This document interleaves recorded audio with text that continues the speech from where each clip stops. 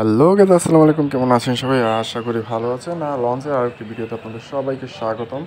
দর্শক, আজকে হঠাৎ করে লঞ্চ ঘাটে চলে আসলাম এবং এসে দেখলাম যে রোটেশন পদ্ধতির কারণে আপনারা জানেন যে দুটো লঞ্চ করে যাতায়াত করে, ঢাকা থেকে দুটো, বরিশাল থেকে দুটো।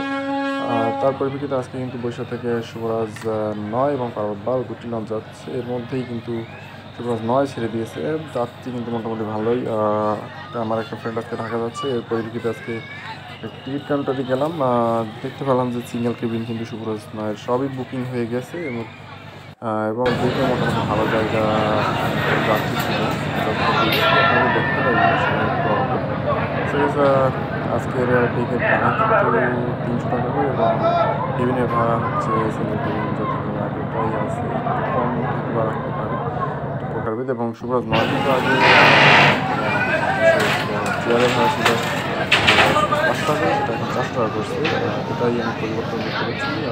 রমজান উপলক্ষে ঈদের শেষ দিকে এখন একটু লঞ্চ বাড়ানো হচ্ছে, 2 থেকে 2 পাশ থেকে বরিশাল, ঢাকা থেকে বরিশালের জন্য। বাট সেটা কর্তৃপক্ষ বিবেচনা করবে। আর যেমনটা দেখতে হচ্ছে পারাবত 12 কিন্তু ভাড়া যাত্রী নিয়ে আজকে চলে যাচ্ছে।